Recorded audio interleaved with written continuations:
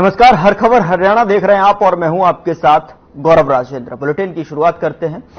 कुमारी शैलजा ने press conference में हरियाणा विधानसभा चुनाव को लेकर कांग्रेस पार्टी की योजना और उम्मीदों का विस्तार से वर्णन किया है। कहा कि 1 अक्टूबर को हरियाणा विधानसभा चुनाव की तारीख घोषित की गई है और यह वह दिन है जिसका हरियाणा वासियों को बेसब्री से इंतजार था। उन्होंने विश्वास व्यक्त किया कि कांग्रेस पार्टी को बहुमत मिलेगा और भाजपा की सरकार का पतन होगा।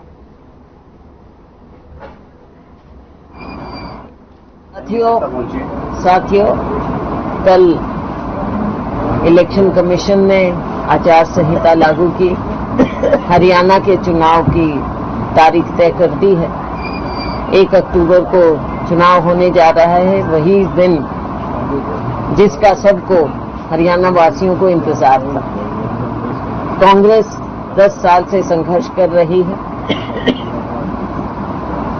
इस बार हमें पूरा विश्वास है। हरियाणा के लोग इस उम्मीद में कि भाजपा की सरकार अब जाए और कांग्रेस की आए। साथियों, कल उधर जुलाना में सांसद कुमारी शैलजा कांग्रेस की संदेश यात्रा लेकर पहुंची, जहां कुमारी शैलजा ने कहा कि बीजेपी सरकार ने प्रदेश का विकास नहीं विनाश कर दिया है। हरियाणा देश में बेरोजगारी में नंबर 1 है। सरकार ने किसानों की आय दुगनी करने के वायदा किया था। आय तो दुगनी नहीं हुई पर किसानों की दुर्गति करके रखती है। शैलजा ने आगे कहा कि किसान आंदोलन में 700 से अधिक किसान शहीद हुए हैं पर सरकार टस से मस नहीं हो रही है। उन्होंने कहा कि हरियाणा में चुनावी बिगुल बज चुका है और जींद जुलाना की धरती से तख्ता पलट का बिगुल भी बज चुका है। बीजेपी सरकार जाएगी और कांग्रेस आएगी। कल ही अनाउंस हुआ है और आज पहला कार्यक्रम जुलाना में रखा है और लोगों का उत्साह देख रहे हैं। लोग बदलाव चाहते हैं, व्यवस्था की बदलाव चाहते हैं, सरकार का बदलाव चाहते हैं और हमें विश्वास है कि इस बार आप देखेंगे नतीजे बिल्कुल विपरीत होंगे और भाजपा को आईना ये जनता दिखाएगी। कांग्रेस पार्टी को मुख्यमंत्री का नाम पहले अनाउंस किया जाएगा बाद में। देखो, बात ये है कि लोग अपनी इच्छा व्यक्त करते हैं, लेकिन पार्टी की परंपरा है कि जब हम विपक्ष में होते हैं तो मुख्यमंत्री का चेहरा पहले नहीं दिखाते। हमेशा हाईकमान बाद में फैसला करती है। उधर हरियाणा में विधानसभा चुनाव का बिगुल बजाने के साथ ही अब कांग्रेस के नेताओं की बयानबाजी सामने आना शुरू हो गई है। दरअसल सोनीपत के गन्नौर में कांग्रेस के वरिष्ठ नेता और हरियाणा विधानसभा के पूर्व अध्यक्ष कुलदीप शर्मा ने एक प्रेस कॉन्फ्रेंस करते हुए बयान दिया है कि कांग्रेस जल्द ही टिकटों का वितरण भी करेगी। उसे टिकट मिलेगी या नहीं मिलेगी ये पार्टी का निर्णय होगा। इस दौरान उन्होंने बीजेपी पर भी तंज कसते हुए कहा कि 500 रुपए में सिलेंडर देने की पोल खुल गई है। आने वाली सरकार हरियाणा में कांग्रेस की सरकार होगी। साथ ही उन्होंने कहा कि सरपंचों की शक्ति बढ़ाने की बात की थी, लेकिन उनका विकास कार्य करवाने के लिए ग्रांट उपलब्ध नहीं कराई गई। अब बीजेपी का हरियाणा से वापस लौटने का समय आ चुका है।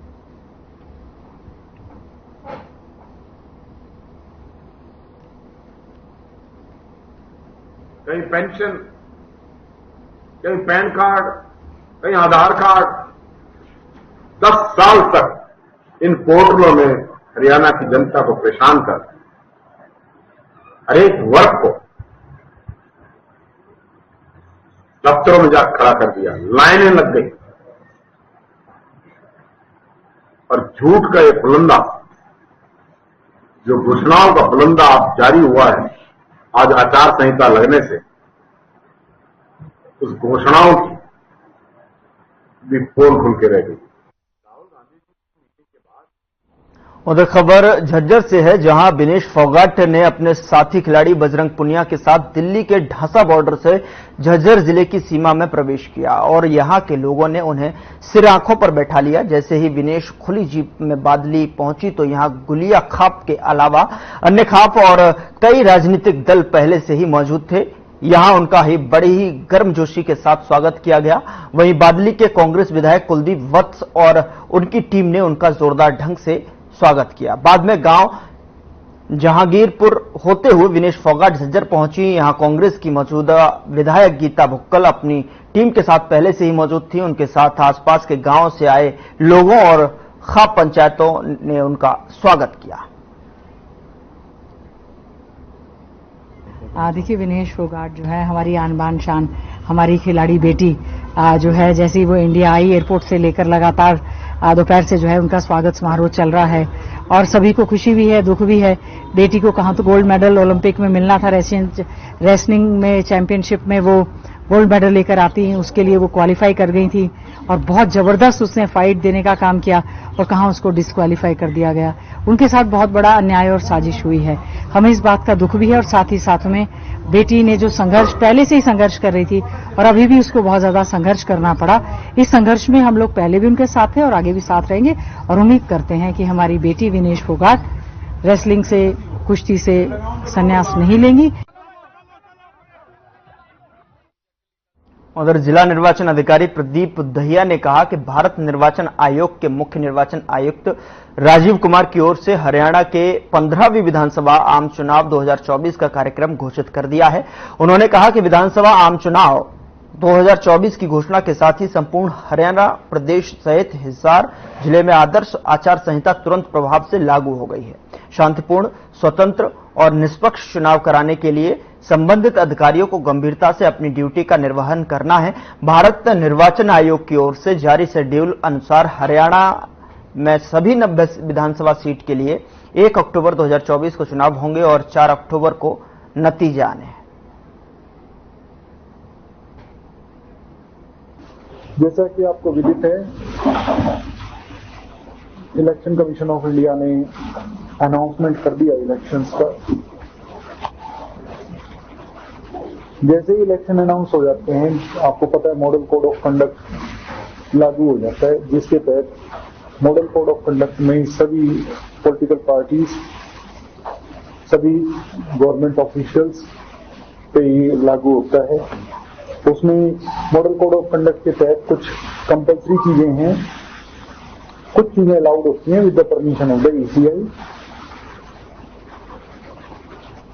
ये सब मॉडल कोड पे आने से पहले आपको टाइमलाइंस का बताना चाहेंगे। अधिसूचना जारी होने की तिथि जो है वो 5 सितंबर 2024 है। नॉमिनेशन का जो लास्ट डेट होगा वो 12 सितंबर है। स्क्रूटनी 13 सितंबर को होगी। विड्रॉल 16 सितंबर तक है। मतदान 1 अक्टूबर को होगा। मतगणना 4 अक्टूबर को होगी और पूरा इलेक्शन प्रोसेस कंप्लीट करने का जो समय है वो 6 अक्टूबर होगा और 6 अक्टूबर को मॉडल कोड खत्म। उधर इंद्री हलके के गांव ननहेड़ा के शहीद ऊधम सिंह खेल स्टेडियम में 4 दिवसीय खंड स्तरीय खेलकूद प्रतियोगिता का आयोजन किया गया, जिसमें इंद्री ब्लॉक के सरकारी स्कूल के वे निजी स्कूलों के बच्चों ने हिस्सा लेकर के अपनी प्रतिभा का प्रदर्शन दिखाया।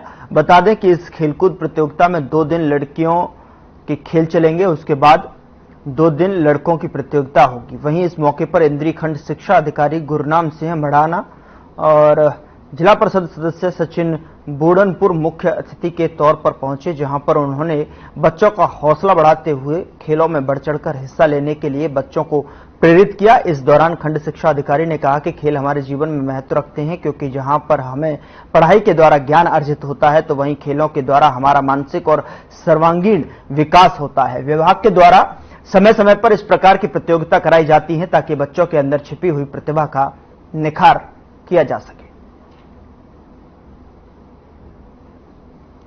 बड़ी खुशी का विषय है कि आज हमारे जो खंड स्तरीय खेल कूद प्रतियोगिताएं हैं आज वो आरंभ होने जा रही है।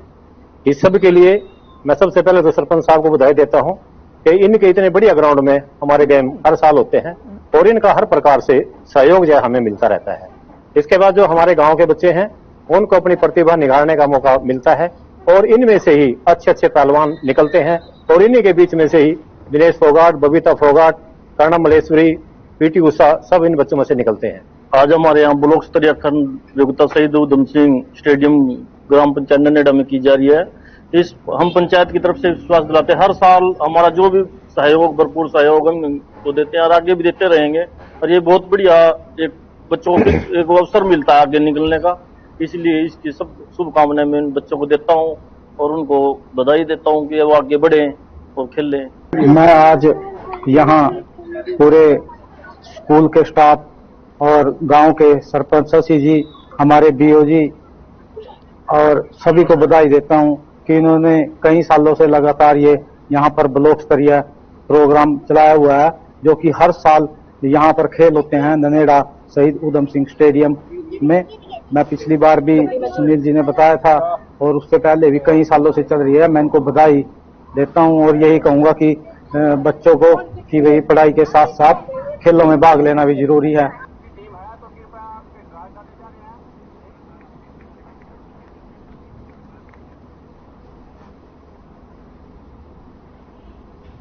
उधर कोलकाता के आरजीकर मेडिकल कॉलेज में ट्रेनी महिला डॉक्टर की हत्या और रेप के मामले की सीबीआई जांच शुरू हो गई है, लेकिन महिला डॉक्टर की हत्या के देश भर के डॉक्टरों में रोष बना हुआ है। महिला डॉक्टर की हत्या के विरोध में इंडियन मेडिकल एसोसिएशन ने 24 घंटे की हड़ताल कर दी है।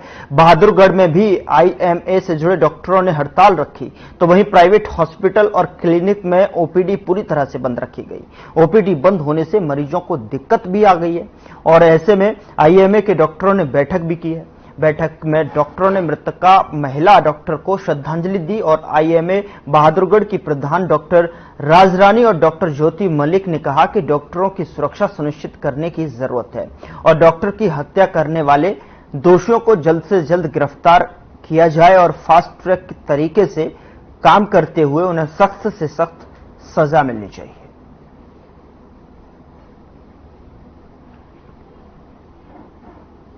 पूरे देश भर में, पूरे प्रदेश में देशव्यापी इंडियन मेडिकल एसोसिएशन और नीमा की तरफ से आज जो है हड़ताल की कॉल की गई। डॉक्टर्स ने जो कोलकाता में हमारी बेटी के साथ निर्भया जैसा कांड हुआ, रेप के बाद उसकी हत्या हुई, बहुत ही दुखदायी बात है, बहुत ही चिंता का विषय है। इस तरह का दुष्कर्म और हत्या, बहन बेटियां बिल्कुल सुरक्षित नहीं है, ना वो घरों में सुरक्षित हैं, ना वर्किंग प्लेस पर सुरक्षित हैं। इस तरह से वर्किंग प्लेस पर एक मेडिकल कॉलेज में बेटी के साथ इतना बड़ा जो जघन्य अपराध हुआ है, हमें उसकी बहुत ही चिंता है। हम उसकी जहां कड़े शब्दों में निंदा करते हैं। साथ ही साथ में हमारे झज्जर के आईएमए के और नीमा के सभी डॉक्टर्स ने जो ये कैंडल मार्च किया है और बाबा साहेब भीमराव अंबेडकर जिन्होंने संविधान का निर्माण किया, उनके चरणों में आकर हमने नमन किया है, कैंडल जलाई है, सरकार को जगाने का एक प्रयास किया है। कलकत्ता में इतना बुरा काम हुआ है। डॉक्टर प्रोटेक्शन एक्ट पहले से भी 2009 में लागू हुआ था, बना था, कभी लागू इतने ढंग से हो ही नहीं पाया, किसी अपराधी को सजा नहीं मिलती। हमारी डिमांड यही है, फांसी से कुछ नहीं इनके लिए। मैं कहता हूं कि अगर अपराधियों के लिए अपराध और हत्या एक मजा है, तो फांसी से कम तो उनके लिए क्या सजा है। ये किसी भी बहन बेटे के साथ हो सकता है, चाहे वो डॉक्टर हो, चाहे काम करने वाली घर पे गृहिणी हो या कोई एक मजदूर हो। ये सबके लिए एक्ट होना चाहिए कि ऐसे जघन्य अपराध के लिए फांसी ही होनी चाहिए। और डॉक्टर प्रोटेक्शन एक्ट के लिए सेंट्रलाइज हमने डिमांड की, इसमें केवल डॉक्टर नहीं, इसमें नर्स, फिजियोथेरेपिस्ट, फार्मासिस्ट, जितने भी, इवन एक हॉस्पिटल में काम करने वाला स्वीपर भी इस एक्ट के अंदर उतना ही आता है जितना कोई डॉक्टर है। बस डॉक्टर का नाम इस एक्ट में है, वरना इसका असली नाम हेल्थ केयर प्रोफेशनल एक्ट है।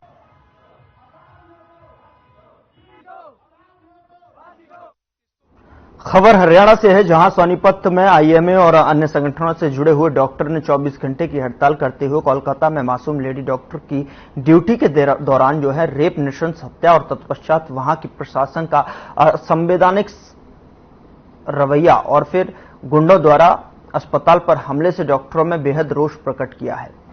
डॉक्टरों ने कहा है कि सीबीआई जांच निष्पक्ष रूप से होनी चाहिए और डॉक्टरों की सुरक्षा के प्रति केंद्र सरकार को जरूरी कदम उठाने चाहिए। इस दौरान डॉक्टरों ने और कुछ क्या अपनी मांगें रखी हैं, यह भी आपको सुना देते हैं।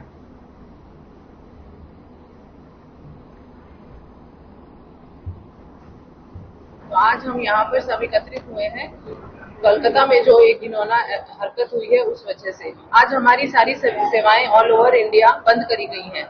ना तो कोई ओपीडी सर्विसेज होंगी, ना इमरजेंसी सर्विसेज होंगी।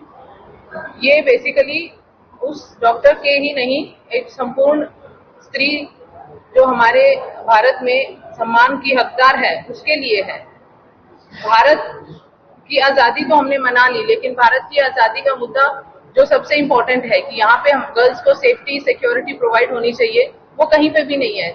ये तो एक हॉस्पिटल में हुआ जो कि बहुत बहुत बियॉन्ड हमारे सोच से भी परे है कि इतनी बुरी हरकत यहाँ हो सकती थी।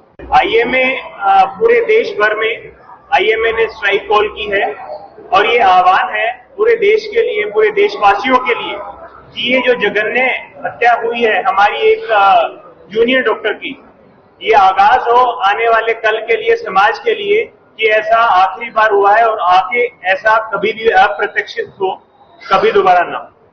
अच्छा, आखिर ये जो सरकार से क्या मांग कर रही है? हमारी सरकार से 5 मांगे हैं। पहली मांग ये है कि अस्पतालों को सेफ जोन बनाया जाए।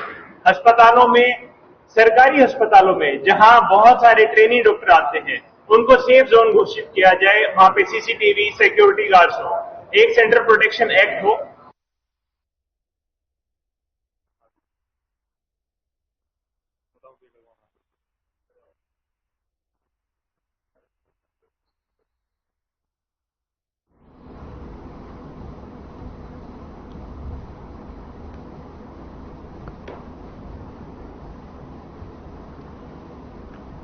उधर कोलकाता में रेप के बाद मर्डर कांड को लेकर पूरे देश के डॉक्टर्स में रोष है।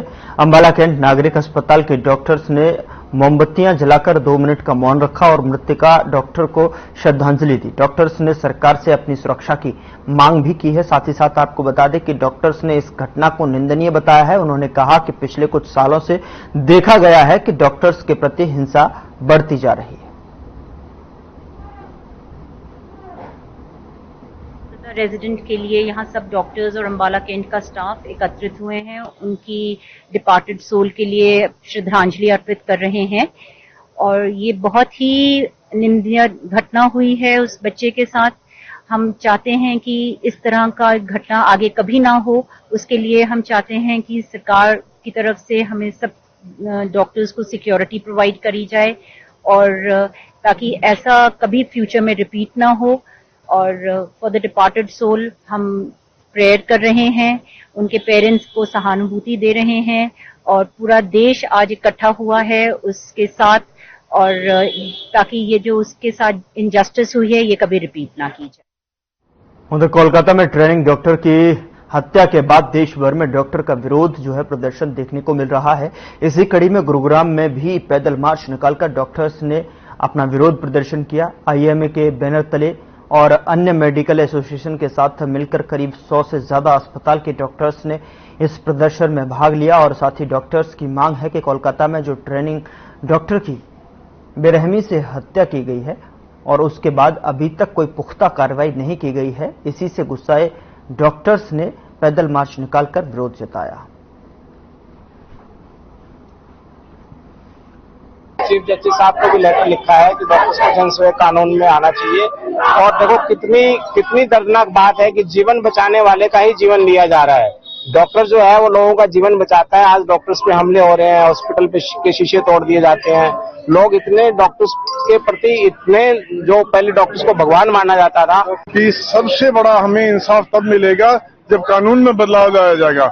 ऐसे भेड़ियों को बहुत जल्दी बेल भी मिल जाती है, तो कानून में बदलाव के लिए भी एक सिफारिश है और साथ साथ राष्ट्रपति शासन लगाकर। सड़कों पर उतरने क्या वजह है? सड़कों पर उतरने की सड़कों पर उतरने की वजह आपको भी पता होगी, जो हमारी एक डॉक्टर महिला के साथ इतना जघन्य अपराध हुआ है, उसके साथ बलात्कार के साथ मर्डर भी हुआ है उसका, तो ये उसके लिए ही हम प्रोटेस्ट कर रहे हैं। देखिए, ये जो आज हमारी एसोसिएशन है आईएमए, इसके साथ बहुत सारी एसोसिएशन जैसे लायंस, रोटरी, डब्ल्यू और बहुत सारी डीमा, ये सब ने एसोसिएशन ने साथ दिया है, क्योंकि ये जो दर्दनाक कहानी हुई है ये एक डॉक्टर की नहीं है, ये हर एक लड़की की है, हर एक बहन की है जो हमारे देश के अंदर असुरक्षित महसूस करती है। हमारी बच्चियां हमसे पूछती हैं कि क्या हमारे साथ भी कल को यही होगा? हमारे पास इसका कोई आंसर नहीं है। इसका आंसर तभी मिलेगा जब हमारे पास लॉ आएगा, हमें सुरक्षा मिलेगी। तो मेरा यही कहना है कि महिलाओं के लिए एक सेफ एनवायरनमेंट प्रोवाइड करना एक गवर्नमेंट की जिम्मेदारी है, उसका कर्तव्य है। उसको ये कर्तव्य अच्छे से निभाना चाहिए। अगर हमारी बेटियां सड़क पर निकलने से पहले हमसे 10 सवाल पूछती है और अगर उसके घर आने से पहले हमारे मन में ये भय है कि वो स्वस्थ और सही सलामत घर आ रही है।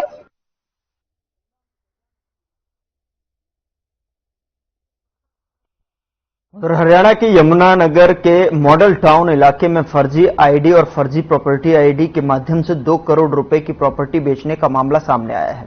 यमुनानगर अपराध शाखा की हिरासत में आई ये महिला दिल्ली की निवासी परमजीत कौर है, जिसे गिरफ्तार करके 5 दिन के रिमांड पर लिया गया है। वहीं अपराध शाखा के प्रभारी सुभाष चंद्र ने बताया कि यूएसएस के राकेश कपूर के दादा जीडी कपूर के नाम 1951 से मॉडल टाउन की प्रॉपर्टी थी, जिसे इस महिला ने एक फर्जी अलॉटमेंट लेटर के माध्यम से नगर निगम में प्रॉपर्टी आईडी बनवाकर उसे 2 करोड़ रुपए में बेच दिया।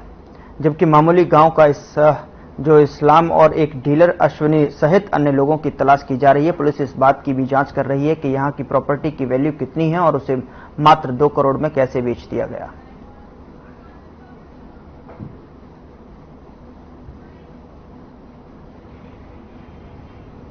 ये सर हमारे को राकेश कपूर है जो एनआरआई है यूएसए में, इनकी कोई प्रॉपर्टी पड़ी है यहाँ मॉडल टाउन में 196 आर, जो को 1951 से इसके दादा के नाम जीडी कपूर के नाम थी 196 आर। और ये जो परमजीत कौर लेडीज है, इन्होंने कोई अलॉटमेंट लेटर तैयार करवाया कहीं से भी फर्जी। उस अलॉटमेंट लेटर के अनुसार इन्होंने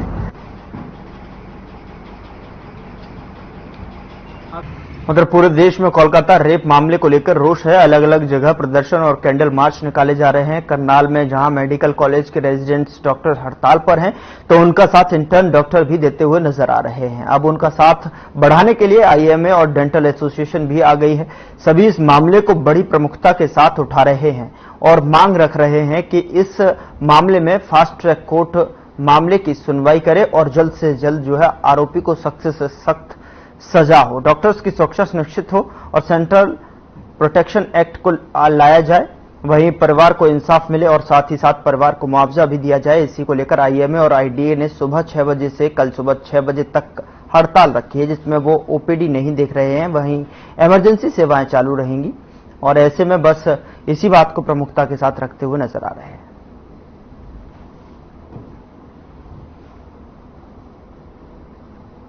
क्या हुआ है इस पे अब मैं ज्यादा नहीं कहना चाहता। इस इंसिडेंट की वजह से हमारे करनाल स्टेट आईएमए और नेशनल आईएमए बहुत रोष है। सरकार से हमारी विनती है कि हमारे जो लेडीज डॉक्टर्स हैं उनको सेफ वर्किंग एनवायरनमेंट प्रोवाइड किया जाए, क्योंकि दिन ब दिन जो इंसिडेंट्स है वो बढ़ती जा रही है। डॉक्टर्स के साथ तो बढ़ी रही हैं, लेकिन जो लेडीज डॉक्टर्स हैं उनके साथ ज्यादा बढ़ रही हैं। हमारी इस टाइम जो हमने आज एक दिन की जो टोकन स्ट्राइक करी है वो आज सुबह 6 बजे से लेकर कल सुबह संडे 18 तारीख 6 बजे तक की है। इसमें हमारी ओपीडी सेवाएं और जो इलेक्टिव सर्जरी है वो सब बंद है, सिर्फ इमरजेंसी वाली सर्विसेज चल रही हैं। मैं ये बताना चाहूंगा कि जो 9 अगस्त 2024 को अमानवीय घटना कलकत्ता मेडिकल कॉलेज में हुई है, हम उसका घोर विरोध करते हैं और हम बहुत शोक व्यक्त करते हैं। और हम सरकार से ये चाहते हैं कि एक सेफ एनवायरनमेंट हमारी महिलाओं को, जो लोग किसी भी अस्पताल में, किसी भी मेडिकल कॉलेज या किसी भी ऑफिस में काम करते हैं, उनको एक सेफ एनवायरनमेंट प्रदान करें, ताकि जो लेडीज हैं वो नाइट ड्यूटी करते हुए भी घबराएं ना और अपनी सेवाएं जनता को देते रहें।